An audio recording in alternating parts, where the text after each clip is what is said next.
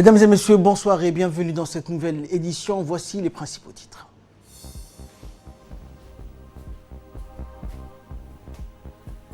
Le ministre de l'Agriculture s'est rendu dans la région d'Ali Sabié pour la Journée mondiale de l'alimentation.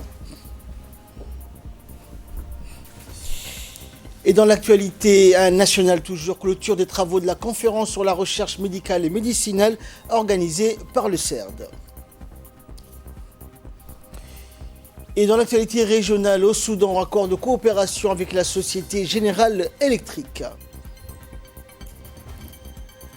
Bonsoir à tous. Le centre de développement communautaire du quartier 5 a abrité aujourd'hui une cérémonie de rencontre de proximité avec la représentante de l'UNICEF, Melva Johnson, en présence de la ministre de la Femme et de la Famille, Moumena Ahmed Hassan, du directeur régional de l'UNICEF pour le Moyen-Orient et l'Afrique du Nord, Ted Sheiban.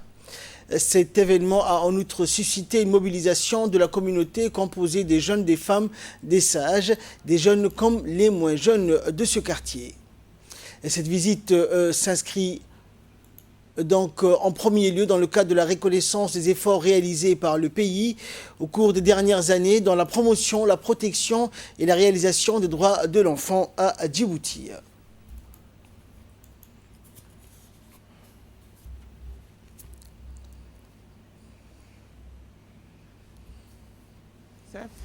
Pour le Moyen-Orient et l'Afrique du Nord.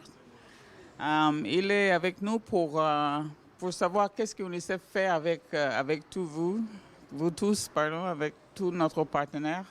Donc, merci pour montrer tout le bon travail que vous faites. J'aimerais savoir les succès, mais aussi les défis et les opportunités de collaboration à futur. Donc, écoutons à présent les explications du directeur régional de l'UNICEF qui a pris part à cette rencontre. Les gens avant ils croyaient que c'était la tradition, mais ce n'est pas seulement la tradition. Auprès des femmes qui sont contre la mutilation génitale, c'est ça qui a donné vraiment un grand effort, un grand poussé pour pouvoir comprendre. Et les gens, c'est comme ça qu'ils ont compris que ce n'était pas religieux.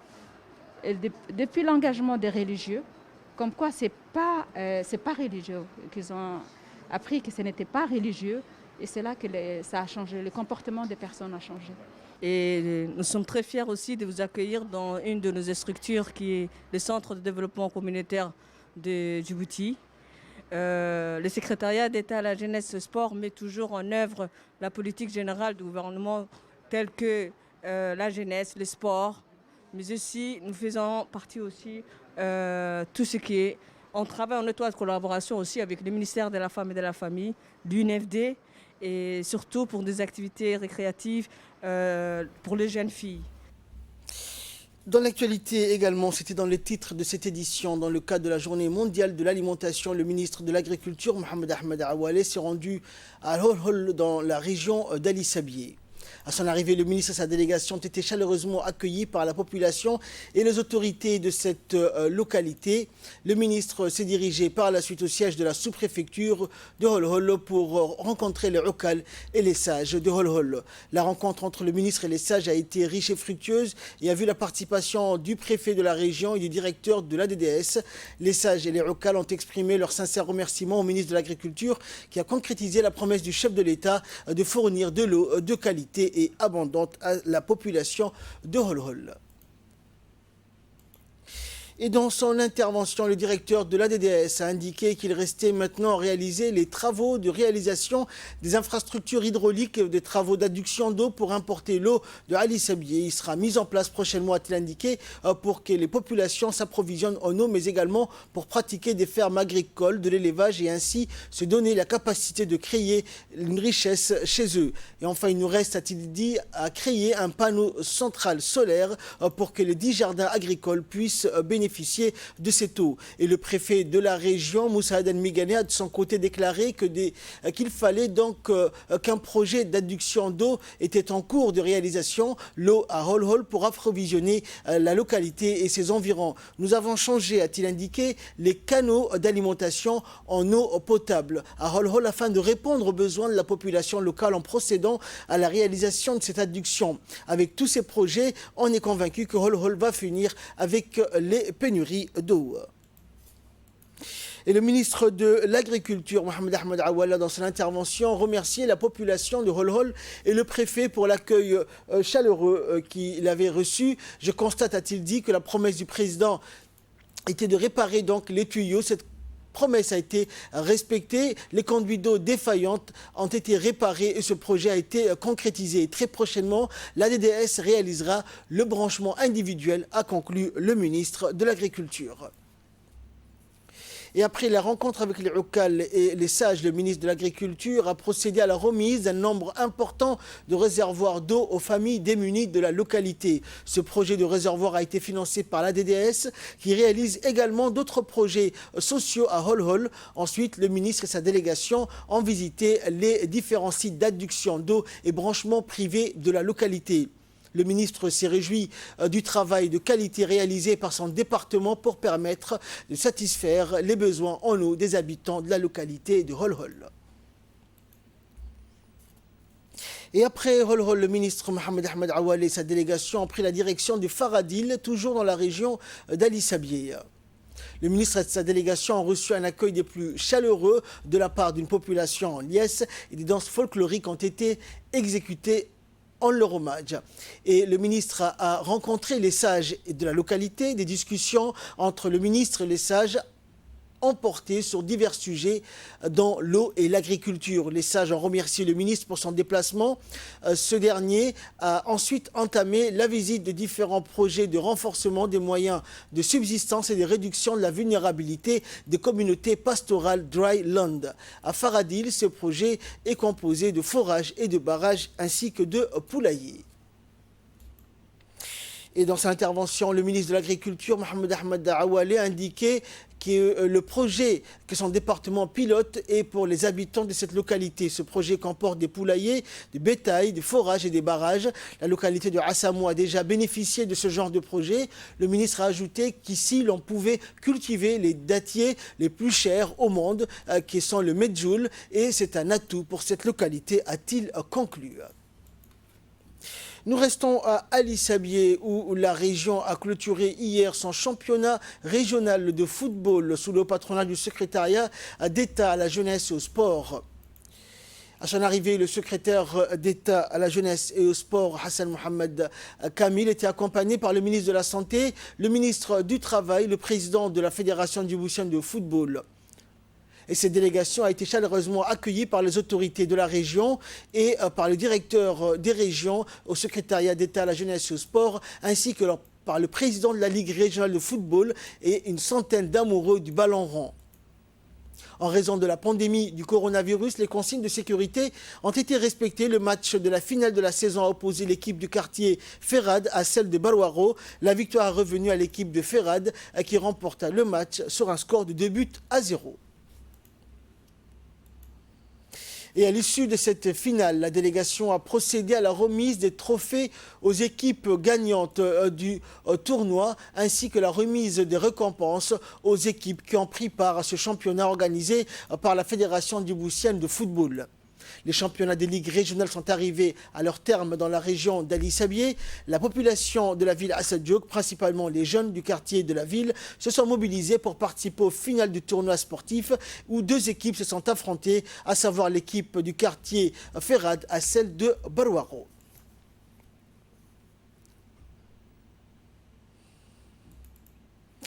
C'était dans les titres de cette édition également clôture des travaux de la conférence médicale et médicinale. C'était l'un des événements les plus importants de cette année, la rencontre scientifique avec des éminentes personnalités autour de diverses thématiques. Ce colloque de 2 jours avait pour objectif de discuter des maladies virales, bactériennes et vectorielles qui sévissent à Djibouti en vue d'avoir un spectre large permettant de construire un espoir pour y faire face. En d'autres termes, cette conférence a permis à nos scientifiques et autres professionnels de la santé publique participant à cette rencontre d'avoir un spectre plus large en ce qui concerne les différentes maladies, dont notamment celle de la pandémie de la Covid-19 qui sévit actuellement dans le monde. Des experts de renommée mondiale ont exposé, échangé de manière assez détaillée sur les maladies virales, bactériennes et vectorielles sur la République de Djibouti. Une fois terminé, les organisateurs et les experts ont procédé à une remise des diplômes aux jeunes étudiants qui ont suivi de très près cette conférence.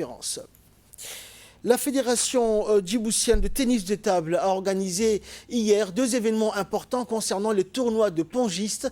Ces rencontres sportives se sont déroulées dans le complexe sportif du stade de Gouled en présence du président de la Fédération de tennis de table, Mahmoud Omar, ainsi que des responsables de la Fédération et des équipes de différentes catégories. Le premier événement était donc la 11e édition du tournoi Open de Djibouti Telecom où plus d'une centaine de pongistes y ont pu participer durant la journée. Et le second événement, la cérémonie de clôture du championnat national de la saison 2019-2020. Plusieurs catégories des jeunes ont eu donc des récompenses. Rappelant que la Fédération de tennis de table a mis en place un programme de renforcement du niveau de jeu des pongistes djiboutiens.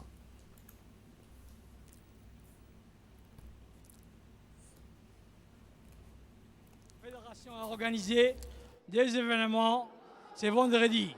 Premier événement, le 11e tournoi de l'édition Open de Djibouti Telecom. Plus de 50 pongistes se sont retrouvés dans cette salle matin et après-midi. Et il y a eu plusieurs rencontres et aujourd'hui nous avons récompensé les 3 finalistes qui sont en 3e place. Burhan Abdelazar, 2e Houd et 1er Mohamed Hamed pour le tournoi de Djibouti Telecom. Ensuite, nous avons passé aux différents championnats. Nous avons récompensé aujourd'hui le championnat par équipe, la division 1 masculine, division 1 féminine, la division 2 garçons et plusieurs espoirs. Et enfin, direction Obok pour clore l'actualité nationale. Le centre médico-hospitalier d'Obok a abrité hier une caravane médicale. Cette prestation de soins spécialisés a été offerte à la population de Hayou par l'ONG Ar-Rahma en étroite collaboration avec le ministère de la Santé. Il faut noter que cette caravane répond à la politique de santé de proximité voulue par le chef de l'État. Et cette politique de santé de proximité est très appréciée par la population des régions vu la distance qui la sépare de la ville de Djibouti. Lors de cette journée d'hier, plus de 1000 personnes de tout âge ont pu bénéficier de soins gratuits et de médicaments de qualité ainsi que des conseils sanitaires sous l'œil avisé du médecin-chef de la région sanitaire de Bok, Dr Ibrahim Mohamed Dimbio.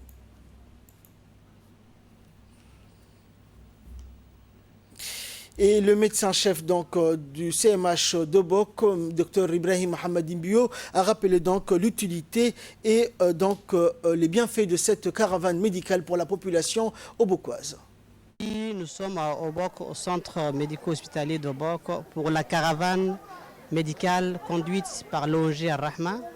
Dans cette caravane, il y a 6 spécialités. Il y a la spécialité cardiologie, la spécialité gastroentérologie, la spécialité ophtalmologie, il y a l'ORL, l'otorhinolaryngologie et la pédiatrie ainsi que l'orthopédie. Donc cette caravane, la population en avait besoin. Donc nous tenons à remercier en premier lieu l'hôpital Rahma, le directeur de l'hôpital Rahma ainsi que les médecins qui ont fait le déplacement pour soigner les gens d'Obok sur place.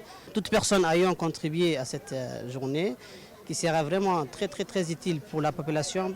Lorsqu'on connaît la distance qui sépare Obok de Djibouti et qu'il faut que les gens se déplacent jusqu'à Djibouti pour se soigner, c'est vraiment très important. Donc cette journée, cette caravane a eu lieu grâce à la politique éclairée de notre président de la République, son Excellence M. Soumaïla Arguellé, qui est mise en application par les ministères de la Santé. C'est-à-dire que c'est la santé de proximité qui est mise en application par le ministère de la Santé à travers son Excellence M. Mohamed Ouarsama, notre ministre de la Santé. Donc, juste un mot, ça c'est la première partie de la caravane que Rahma a organisée. Et après, Inch'Allah, au mois de novembre, il y aura une caravane organisée par le ministère de la Santé qui va regrouper encore plusieurs spécialités. Et nous attendons encore cette caravane, Inch'Allah. Pour aujourd'hui, nous tenons à remercier tous ceux qui sont venus. Merci beaucoup à tout le monde.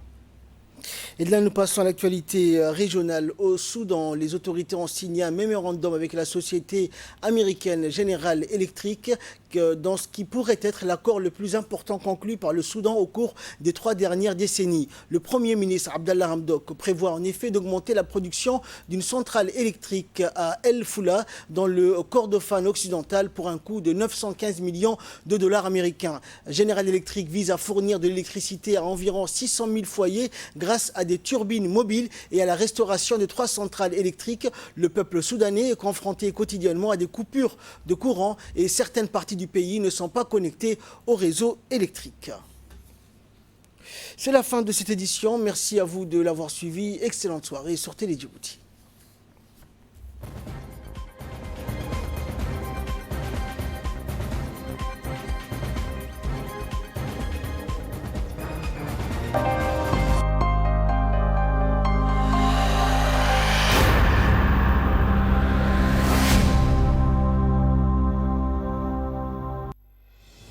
Vous pensez acheter la maison de vos rêves, mais tout ce que vous trouvez n'est pas à votre goût. Al Hamdani vous présente New City. Un projet immobilier d'une cité composée de 215 villas, 60 locaux commerciaux, dont un mall pour répondre à vos besoins. Située à proximité de la mosquée Salama à PK13, elle est dotée d'une infrastructure moderne intégrant des routes, trottoirs, des réseaux d'eau, d'électricité. Construite en béton pour résister aux conditions